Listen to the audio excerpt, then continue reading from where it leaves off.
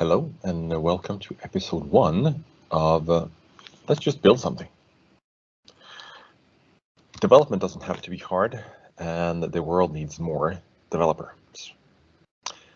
It can, however, be intimidating to get started, and that's where I come in. I am here to help you build something, and then it's up to you to play with that something, explore its nooks and crannies, Google a whole lot, and then make it truly yours. I can open the door, but you are the one that has to go through it. Now, to follow along this tutorial, you will need a Windows computer. You will need Visual Studio Community Edition, which is free.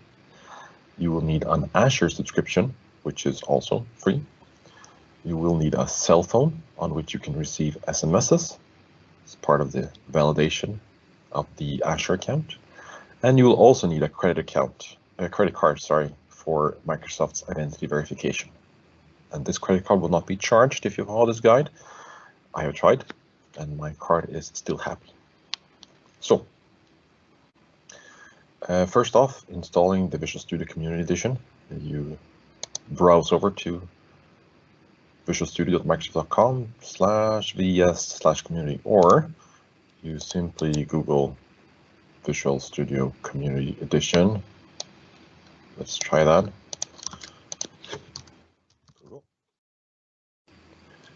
We do that, and we press enter, and we click the first link, and voila, we are here.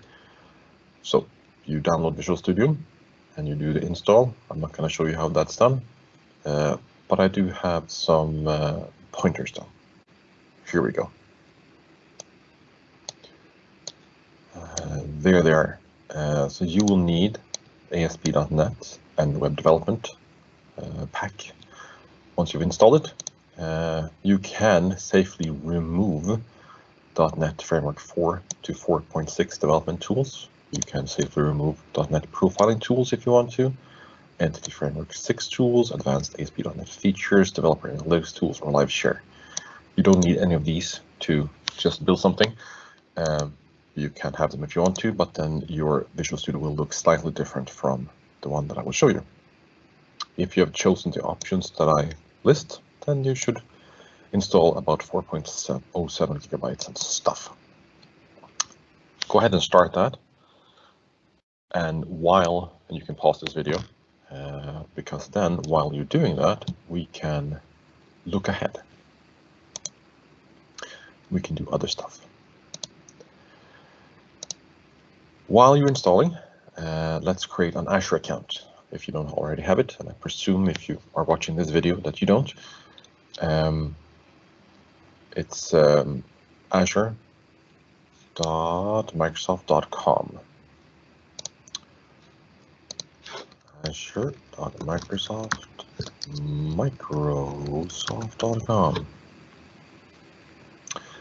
And then you sign in, start free, something like that.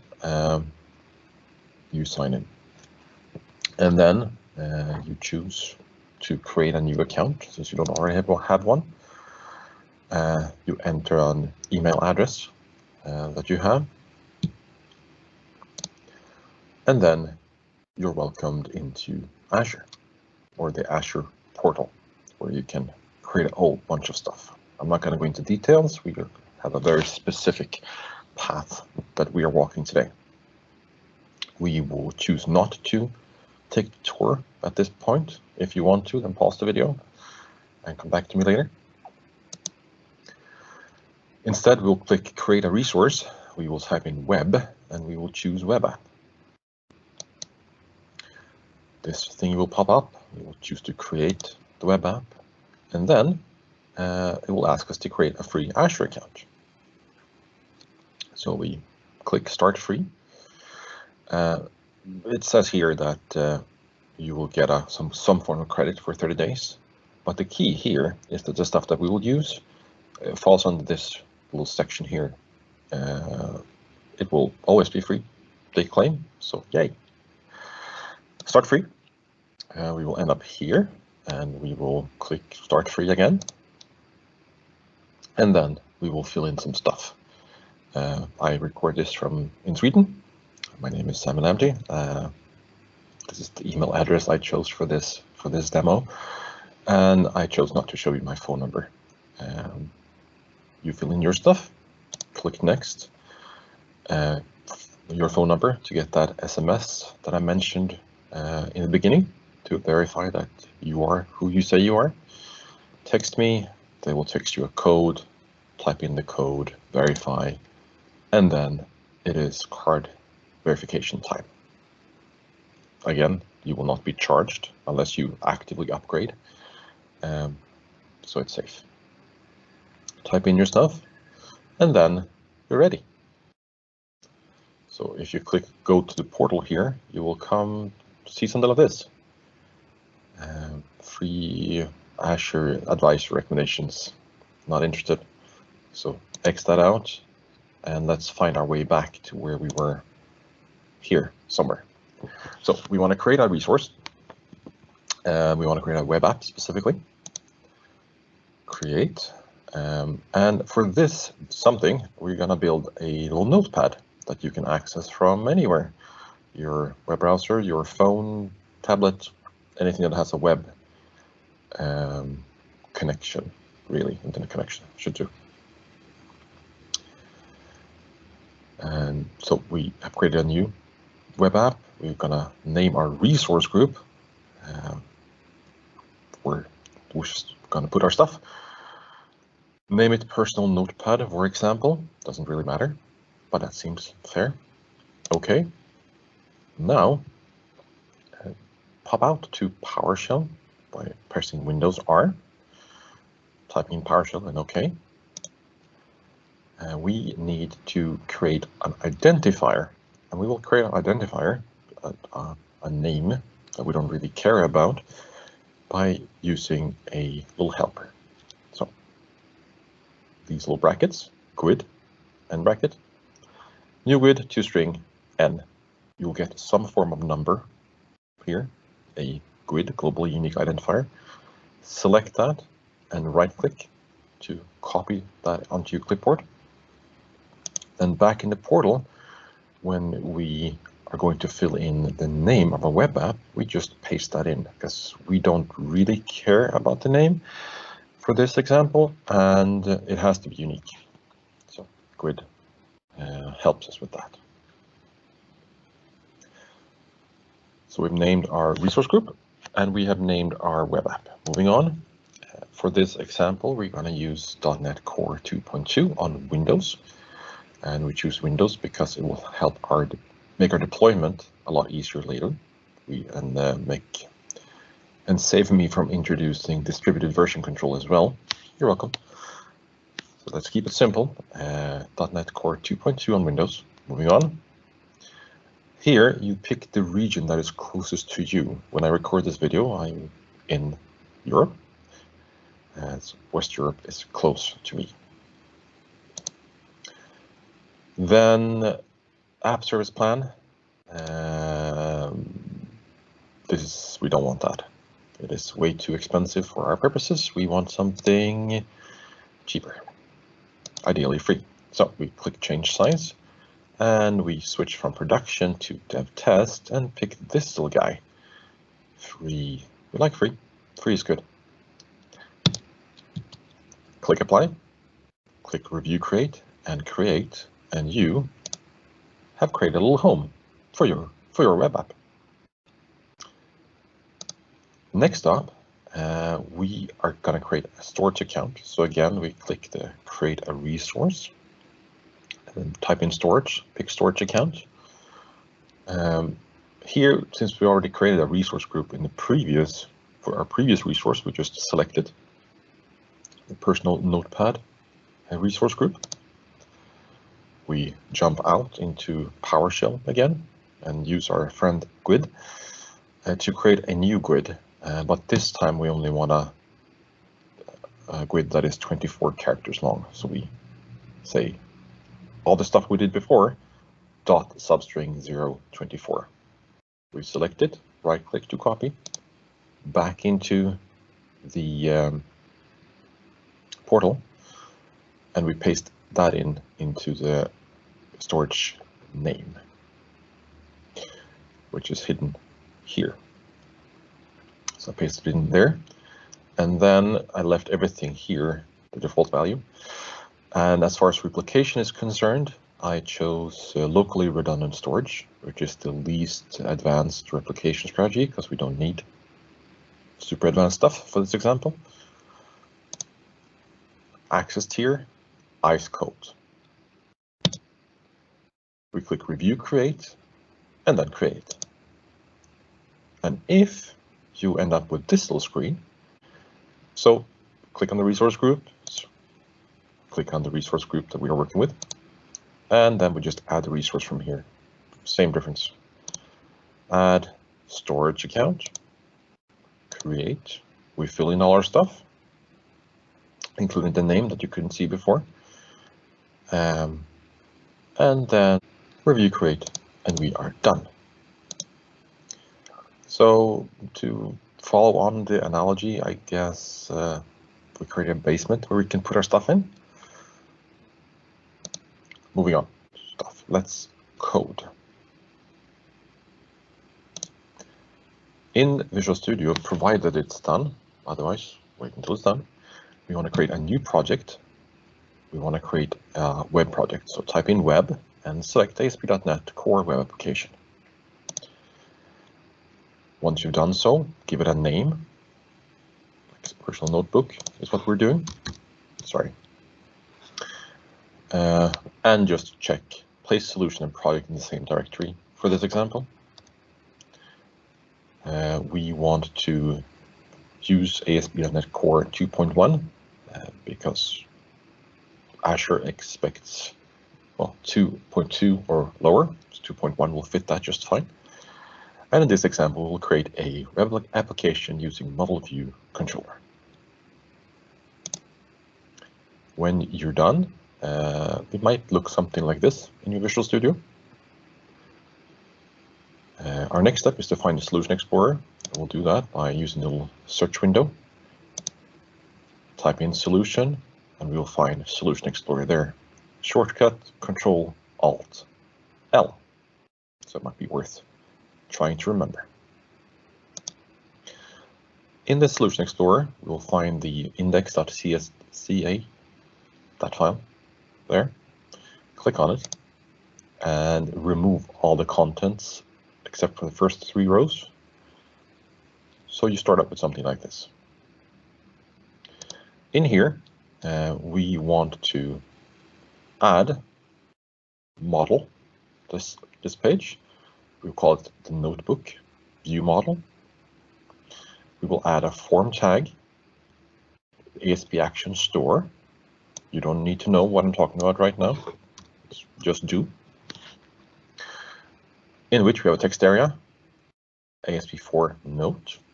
We have a button, type submit, to save a note.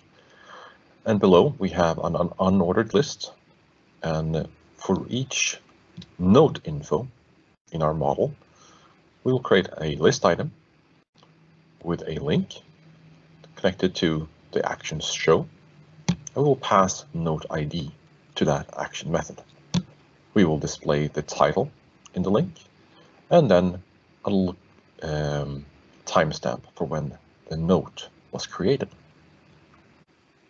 Now, do you remember how to go to this Solution Explorer?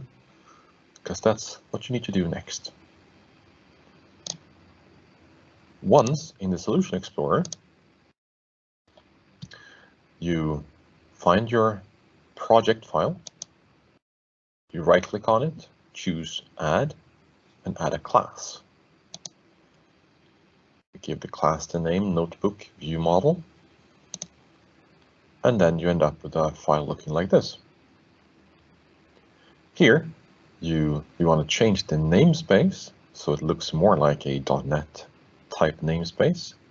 You see it's a red squiggly, it's a bad thing. So we clean it up, rename it to Personal Notebook. And then we use the shortcut Control-Alt-Enter to format the document nicely.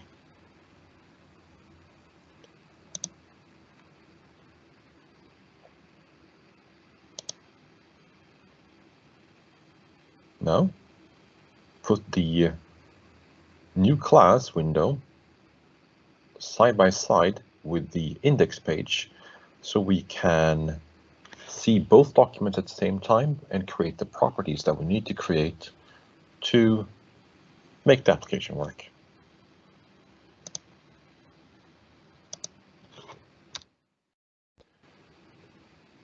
First off, we want to be using personal notebook, which was the namespace that we just added.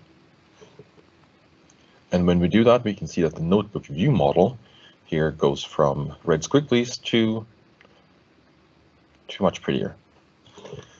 Moving on, note the store and the note property.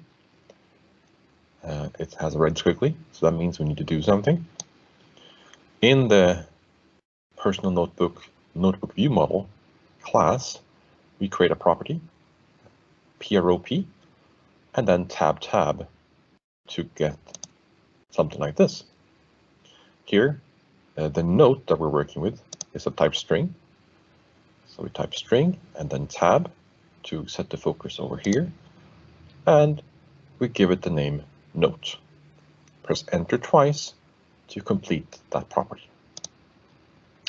Let's go to the next one. For each note info in note infos, so note infos here has red squigglies. That's a bad thing. We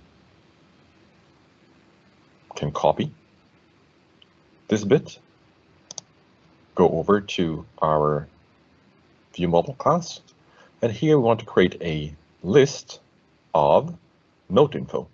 Call it note infos.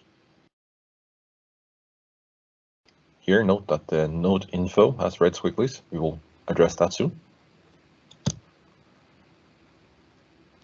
Just click on note info, press Control dot, and then see how Visual Studio suggests that we create clause note info in new file. That sounds good. Accept that. Click. And now it turns from red squiggly to what we now know is a class identifier or type identifier color. If you press F12 while your cursor is on this note info still, you will go to that type. Back into the page, the CS.html file, the next red squiggly is noteinfo.title. So then we know we are in the note info type now, and the title is missing. So since we opened the note info earlier, that's where we're going next. So title, we create a property of type string title in the class note info. Back to the page, creation timestamp. Then we create a string there as well with a creation timestamp name. In the home controller, which is a file that we haven't been in yet, so find that in Solution Explorer, there is a method called index. In the index, we want to create an instance of our view model, var model equals new notebook view model. Red squiggly, bad thing. We click on it once, and then we Control dot, and we press enter to accept, to include by using personal notebook. Then we hand over this model into our view method, and then we're done there. Let's take a look, shall we? We go ahead and click build and build solution. And if you follow along meticulously, you should have an empty error list. If you haven't, then go ahead and go back until you do, because we're going to look at our stuff. And we'll look at our stuff by clicking debug, start debugging, or pressing F5. And we end up something like this. That's not awesome. An unhandled exception occurred, blah, blah, blah, blah. Okay, so something is wrong, right? And this is one of the most common error messages that we will get. It's a null reference exception. So let's try to find out what is wrong. So we see here, okay, index.cs HTML, that's the page. And error occurs when we do the for each node info in model node infos. Okay, so let's look at index and see if we can figure something out. So we close the browser. In the page here, we see that the node infos, we access it from the model.node-infos, and this model is of type notebook view model. So that is where the error is. So we go there to the notebook view model, and then we see this row. So the default value for any type is null, and we can't use a null value, so we need to change this. So we add an equal sign, type new, and then Visual Studio asks us, would you like a list of node info? Sounds good. So we press enter to accept it. We add some parentheses, a semicolon, and then we press F5 again to check our page.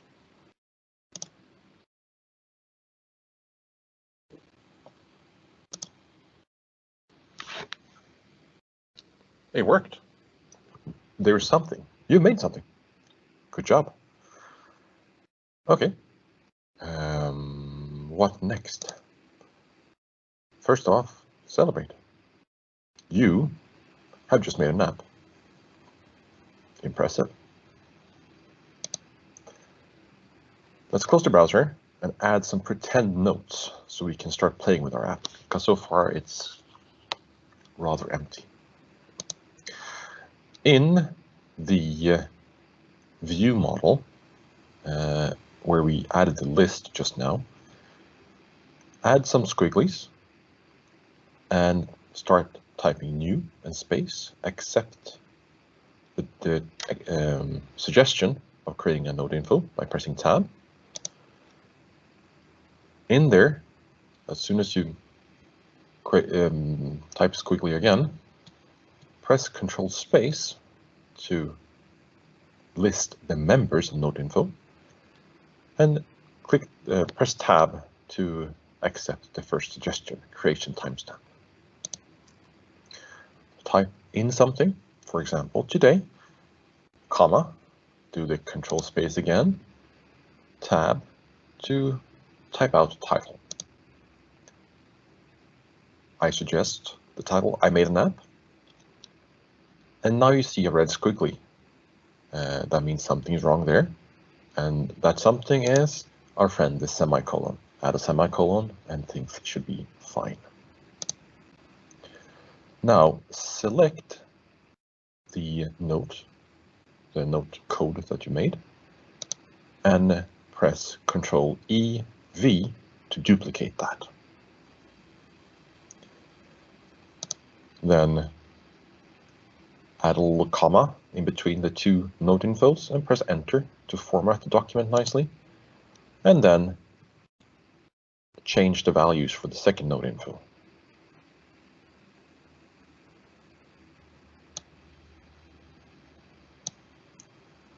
Time to look at our app again. What? So I made an app. The node was created today. Maybe I can be a coder too. Was created just now. So every time we start the app, then these two node infos are listed. Pretty cool.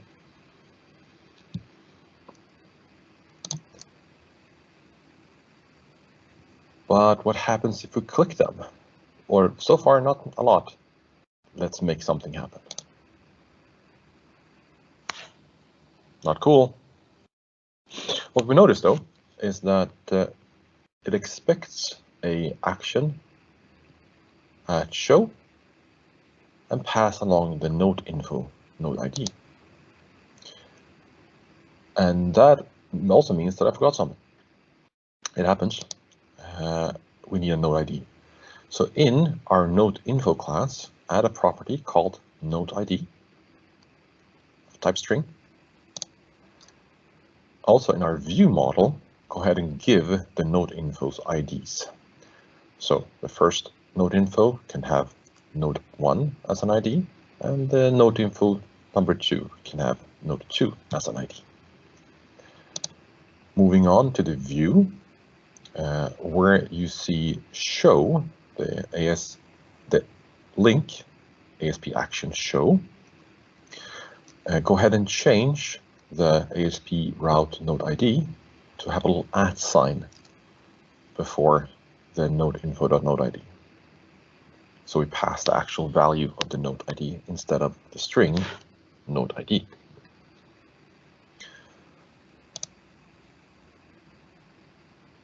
But we need an action method to respond to our action as well. So now when you click, there's nothing that listens to our request.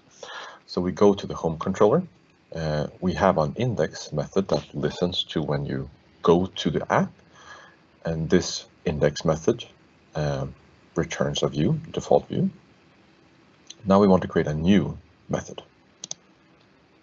And this method is called show because that's what we wrote in the view. It's a public method of iActionResult, takes a node ID as an argument. And here we add code to say that if the passed in node ID is node 1, then we will return some form of content of type HTML. And the first note should contain, hey, I made an app and it was awesome. If node ID is node 2, then we return content of content type HTML again, saying, maybe I can be a coder too. People have learned weirder stuff on YouTube. And if neither of these matches, then we'll return not found. We don't have a note like that.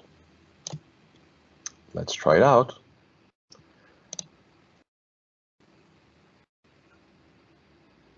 Pretty sweet.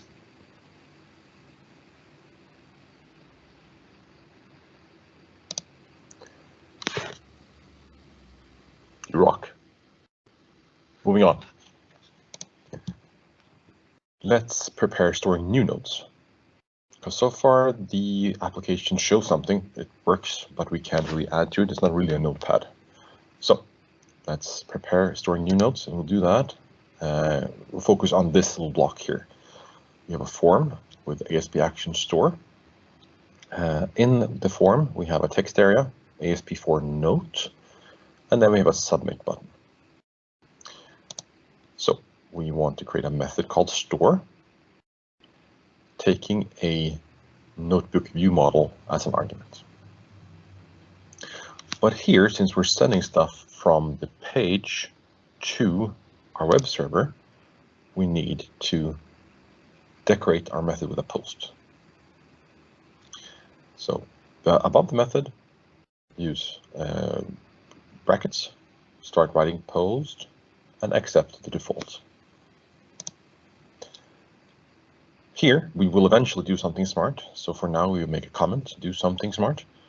But for now, we just redirect to action name of index. That means go to the home page. So it looks something like this. So the web browser, Chrome, makes a request or sends this note that we made when we click the store button to the web server. Here, we eventually will do something smart. But for now, we send a response back that says redirect response back to the web browser, which will cause a get. And this protects us from the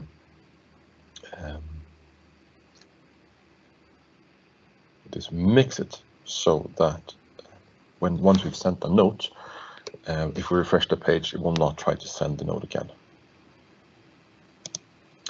Okay, let's set a breakpoint by clicking on the edge here on the redirect to action row, so we can see what's going on.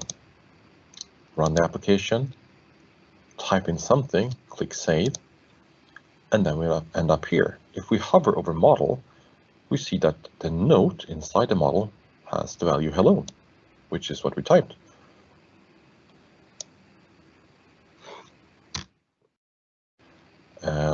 So we're at this line now. Press F9 to remove the breakpoint and F5 to continue execution. So when we click, we end up at the home page like we expect. Another milestone. It's not so hard. Now we need to connect to storage. So we close the browser. We go ahead and clean up our workspace by clicking Window, close all documents in Visual Studio. We go to Solution Explorer again, right-click our connected services under our project and add connected service. Therein, we select cloud storage with Azure Storage, and we choose to sign in. We sign in with the email address that we registered. Excuse me.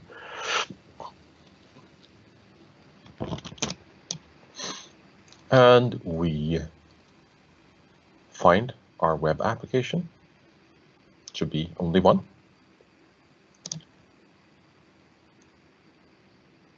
Sorry, storage account.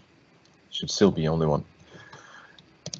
We give it a name, the connection to the storage note store, and we click Add. Stuff will happen. And when we're done,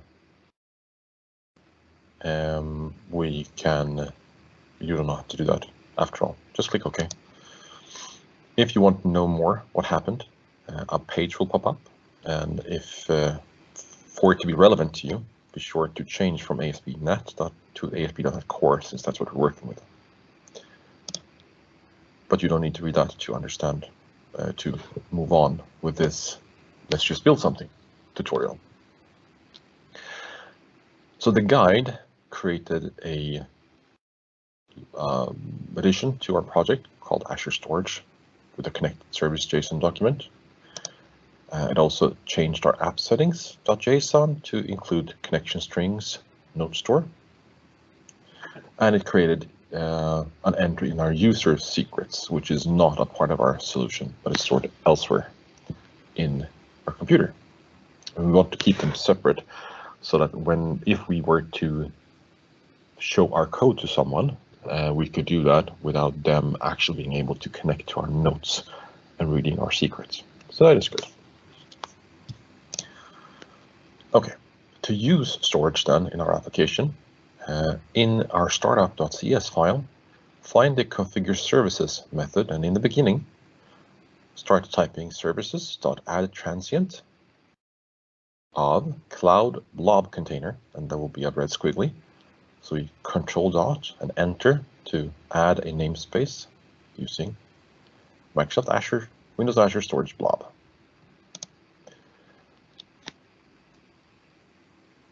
Then inside this block, note that this add transient cloud blob container method starts, and given a service provider, we do a start squiggly for storage account equals cloud storage account, again Control Dot to add a new namespace, enter to accept it, enter for a new line, and then tab, and we want to .parse configuration hash bracket connection string note store. This means that read the configuration, the connection string called note store, and use that to create a cloud storage account reference. There's a lot going on, but you don't need to know all the details now. Using the storage account, we create a cloud blob client, something that we can use to read and write our blobs, our notes in this case. And then, given the blob client, we say get connect container reference notes. So we'll create a notes container, we will store our notes, and the return container. So what this whole thing says, that when we ask for a cloud blob container elsewhere in our application, then we will do all this stuff and return that container. So in this case, we're only using one type of container. We only want to access our notes. So this will work just fine in our application. Okay, so I said using when I ask for this container. So let's find somewhere we want to ask for it. In our Solutions Explorer again, find the home controller, expand it, and click on the store method. Here, we want to change the method so that we add cloud blob container. That's how we ask for it. And when we have squigglies, so tab to accept the container, control dot to add the namespace, and then enter. Using Azure Storage, we also need to change our method signature to be of type async task of iActionResult. Let's go ahead and change that. And this cloud blob container will be given to us from services. So add the attribute from services. I've also, as you noted, made the code easier to read by putting these things on their own lines. Now let's do something smart. We will create a new node ID, and here note that we use GUID, just like we did when we created names for our storage container. So what we did in PowerShell was actually invoking .NET. Might be good to know. Now we're going to do the same. We create a new ID, node ID, GUID.newGUID, toString n. Then we create, or we get a reference to a block blob that we're going to effectively create, given node ID. And then we await an upload text async to that block blob. And then we pass in model.note. That is what we wrote in our app. The whole method looks like this. And now, since we're actually doing something smart, I went ahead and removed the comment, because that was just a placeholder. Let's set a breakpoint on the first line by clicking, and then try it out. I write something, I can has cheeseburger, click save, and it's going to fail. Because before I do that, I need to create a blob container called notes. So in the Azure portal, click through your resource groups to your personal notepad, find your storage account, and in your storage account, click Storage Explorer, right-click blob containers, and create blob container. Give it the name notes, and no public access to that. Now we have created our notes container, and now if you click the save button in your app, you will hit the breakpoint in Visual Studio, and if you look at the model, hover the model, you will see that note icon has cheeseburger. If you press F10, you will move to the next line, and you will see that we've generated a new node ID, a new GUID. You can go ahead and press F5 to continue the execution. And we're back at the home page. So it maybe worked, maybe it didn't. Let's find out. In Azure, the Azure portal, in your notes container, go ahead and click this little more button and refresh. And voila, there's something there. So something worked. Pretty cool. So, but to tie it all together, let's change the show method in our controller to actually show stuff in our Azure storage container. So the show method here, we want to change. We want to request a cloud blob container. So from services, cloud blob container. And since we do that, we want to change the method signature to be async task of iActionResult. Now, in the method now, instead of doing what we did before, we are going to request a blob reference of the given node ID. In other words, can you please give me the block that represents this node? And then we check, does it exist? And if it doesn't exist, then we'll return not found, like we did before. If it does exist, however, we download the text from Azure Storage onto our web server, and then we pass the content out to our web browser.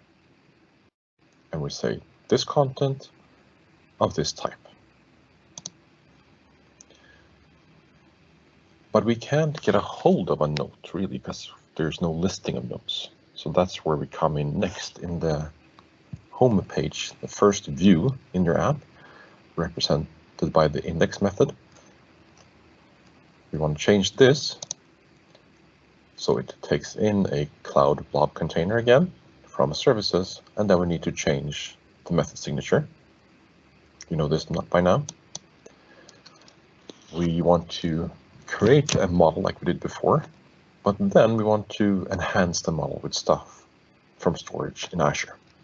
So we create a segment variable in which we await container list blob segment async, passing in a null for current token. If or when we get many nodes, we need to change this code, but for now it's fine. We'll get a number of blobs, a good number of blobs, so that will be good for now. With the stored blobs, with the segment, we want to look at the results. We know that the only thing that we store in this container are block blobs. So we cast the entire collection of some form of blob into specific cloud blob, and then we say, okay, for each block blob here, I want to create a new node info, because node infos that I handle in my application. The node ID should be the block blob's name. The title is just the string please for now, because we're only storing the node contents and not just node title.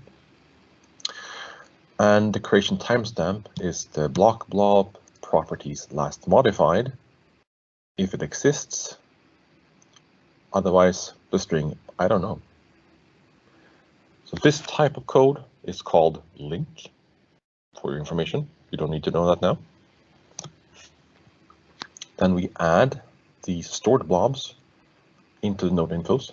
So we have the nodes that we always add, and then the nodes that we have in Azure. And then we return the view as before with the model. So the whole method looks like this.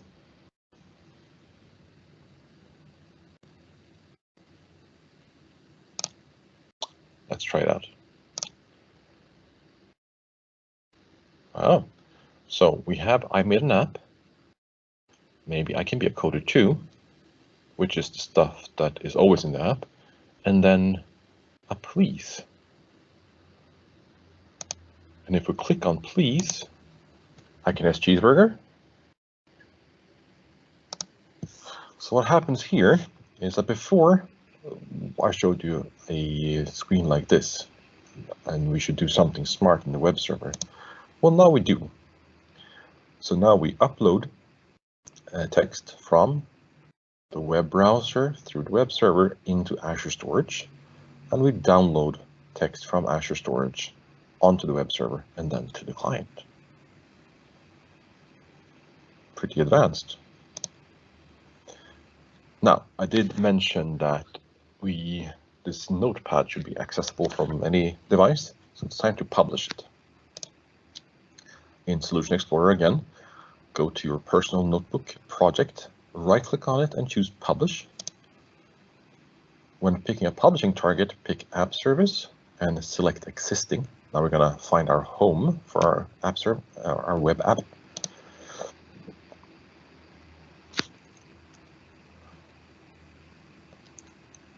There should be only one, so click that one. And then you're presented with this view where you select to publish.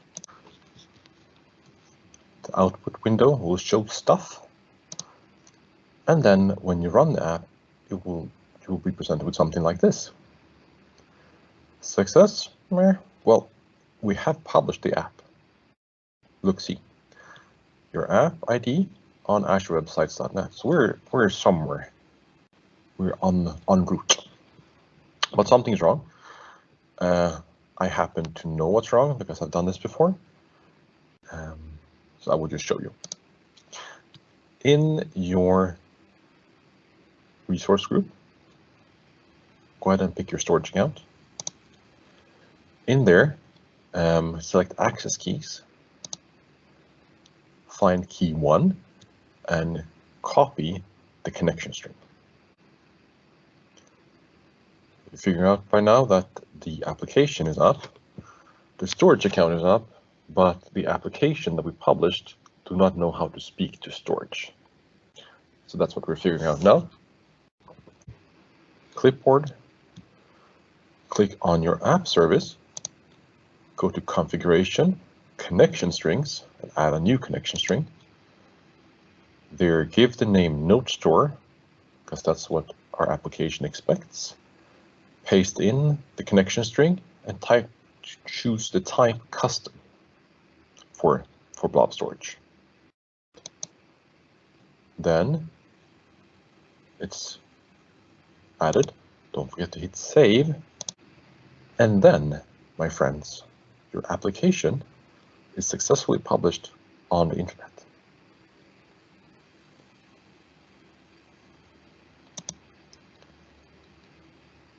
Note that it's a sad thing here, not secure. We want to be secure.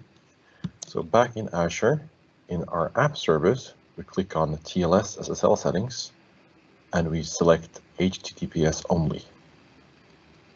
And once we do that, it's nice and secure. Now to get access to your app, you will need to remember this cryptical name, which is by design, so it's hard to guess for someone else.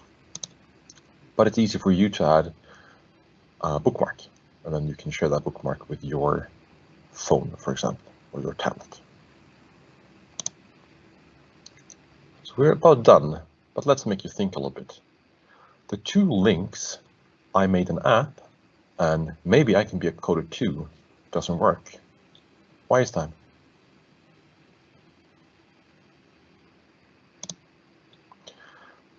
So that is it. We have built something. Now it's up to you to fiddle with it, make it yours. And I need your help as well. If this was good, let me know. If there is something else you would like to learn how to build, go ahead and enter it into the comments below. If you want me to dig deeper into this app, because there are many improvements that we can do, then please let me know that as well. And yeah, thank you for watching. Good job.